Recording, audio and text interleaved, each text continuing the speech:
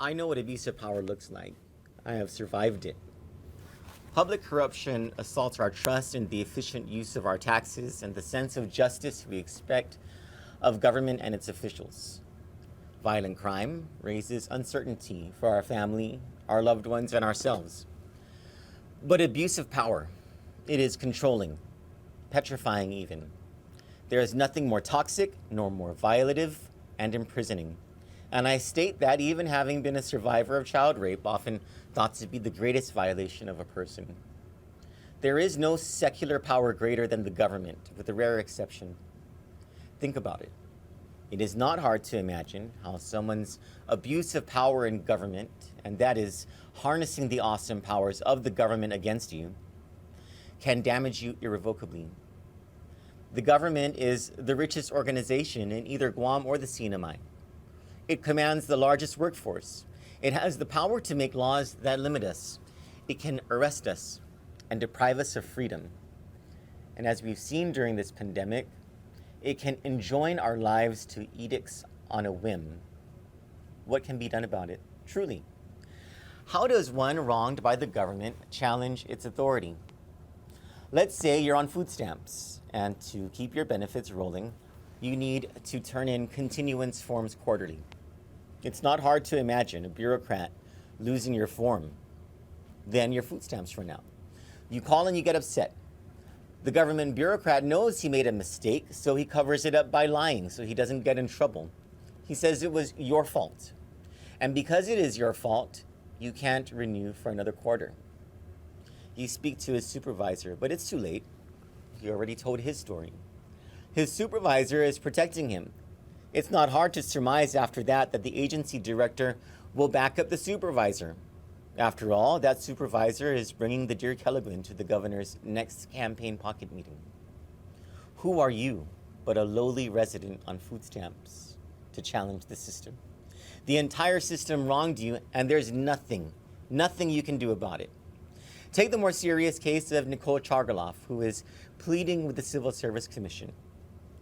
A campaigner for the governor illegally sent her a fundraising ticket in violation of the Mini-Hatch Act while she was working at the Guam Behavioral Health and Wellness Center. Then, when she called out the misconduct, she received a phone call, and she was threatened. According to her complaint, if she did not toe the line for Governor Lulian Guerrero, that is, campaign for her, go to that fundraiser, and she was told to remember she owed her job to the governor, then there would be dire consequences. Ms. Chargaloff is not the only government employee this is happening to. Throughout the government of Guam and the Commonwealth government, the incumbent administrations are threatening rank-and-file employees to support the governors or else. These are people who struggle paycheck to paycheck to afford a life for their families, lives that have become extraordinarily expensive, ironically, under the very administrations of these very governors seeking re-election. Good corporate citizens become victims of abuse of power, no matter how much money they have, especially when politicians make them pay to play. They sully their otherwise clean hands with the sliminess of politicians on the take. And if you refuse to play by the campaign rules of the incumbents, you can forget ever having a shot at a fair contract or at programs designed to assist small businesses. And then there's the worst abuse of power, the kind that corrupts justice and employs the power of arrest to silence dissonance. We heard an FBI agent in the federal trial of disgraced Jotnia Mayor Jesse Blas tell the story of the kidnapping and false imprisonment of Vicky Lynn Manglotnia Terragezu. We listened as the agent said law enforcement officers knew about it and let it slide. On March 31, 2021, several Guam police officers raided a home with a search warrant showing a different address. They stole the homeowner's surveillance system thinking that they would conceal the crimes they committed that day. What they didn't expect was that the cameras would record to the cloud. That footage that we've previously shown on Kandit several times clearly showed a member of the governor's executive security team taking a crowbar to a mounted television. Another portion of the surveillance featured police officers discussing the planting of fingerprints at the scene. About 3 years ago, a woman who worked for CNMI DPS Commissioner Robert Guerrero filed a handwritten complaint of sexual assault against him. The complaint detailed the threats against her and how scared she was.